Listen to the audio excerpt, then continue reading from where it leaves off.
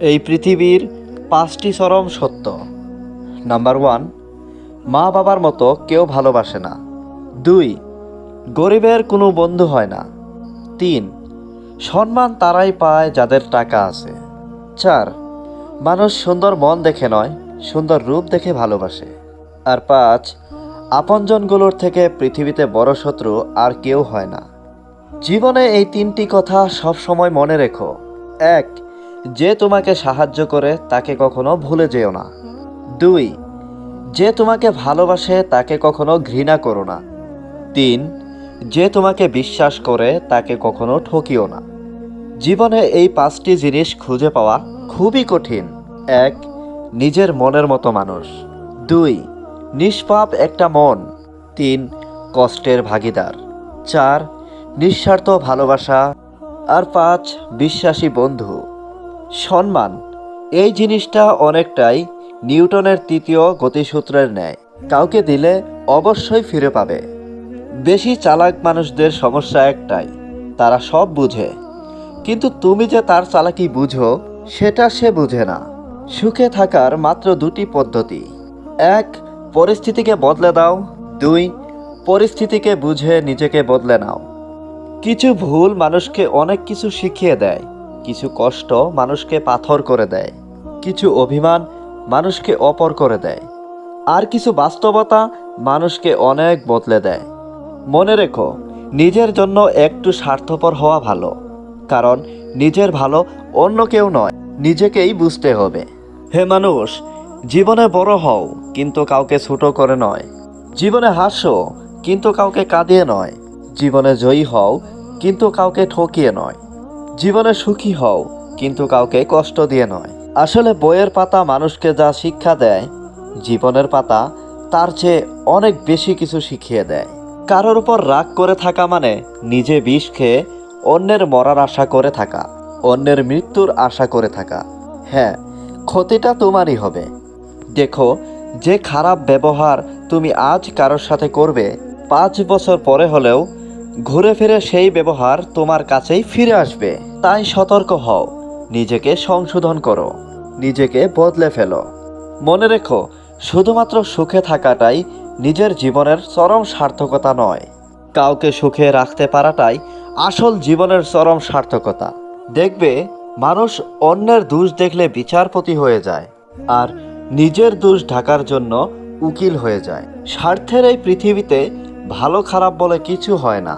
তুমি যার মন রাখতে পারবে তার কাছে তুমি ভালো, আর যার মন রাখতে পারবে না তার কাছে তুমি খারাপ।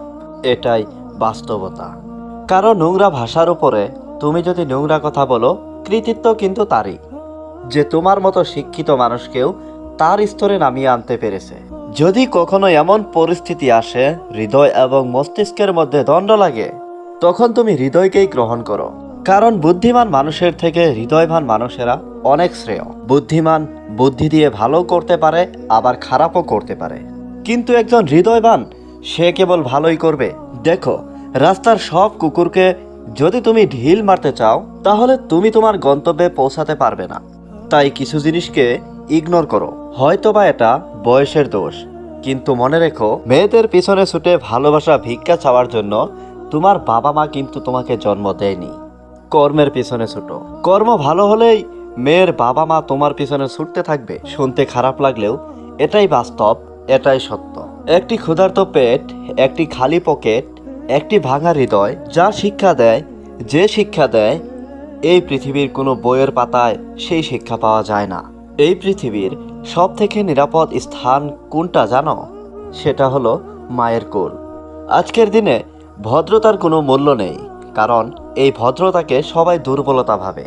যুগটা এমন হয়ে গিয়েছে, আজকের দিনে মানুষ সত্যবাদীকে বলে বোকা, আর মিথ্যাবাদীকে বলে বুদ্ধিমান। আমাদের জীবনে পুরনো বন্ধুগুলো সোনা, হয়তোবা নতুন বন্ধুগুলো হিরে। তাই বলে নতুন বন্ধুকে পেয়ে পুরনো বন্ধুকে ভুলে যাওয়া উচিত নয়। মনে রেখো, সোনা দিয়েই কিন্তু আংটিতে হিরে ধরে রাখতে হয়। একটা লাইন আমাকে প্রচুর মোটিভেট করে। বাঘ সামনে লাফানোর জন্য 1 পা পিছিয়ে যায়, ঠিক তেমনি জীবন যখন তোমাকে পিছনে ঠেলে দেবে তখন ভেঙে পড়ো না। আসলে জীবন তোমাকে সামনে এগিয়ে যাওয়ার জন্য জায়গা করে দেয়, সুযোগ করে দেয়। কখনো অপরের সাথে নিজেকে তুলনা করো না। মনে রেখো, এই পৃথিবীতে উপরওয়ালা সকলকে ইউনিকভাবে পাঠিয়েছে। সকলের মধ্যে কোনো না কোনো নিজস্ব সত্তা, নিজস্ব ক্ষমতা আছে, আর তুমিও তার বিকল্প নও। আসলে তুমি কতটা সুন্দর সেটা তোমার রূপ দেখে নয়, তোমার মন দেখে বোঝা যায়। আর তুমি কতটা শিক্ষিত সেটা তোমার ডিগ্রি দেখে নয়, তোমার ব্যবহারে প্রকাশ পায়।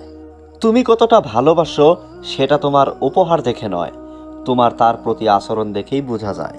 সম্মান হলো ওই একটা আয়নার মতো, তুমি অপরকে যতটা সম্মান দেবে তার থেকে অনেক বেশি সম্মান তুমি রিটার্ন পাবে, ফিরে পাবে। দিনের চলার পথে, সারাদিন চলার পথে যদি তুমি কোনো বাধার সম্মুখীন না হও, তাহলে ভেবে নিও তুমি ভুল পথে হাঁটছো। পেটের দায়ে যারা সামান্য চুরি করে, আমরা তাদের উপর অত্যাচার করি, যদিও এই চুরিটা ঠিক নয়।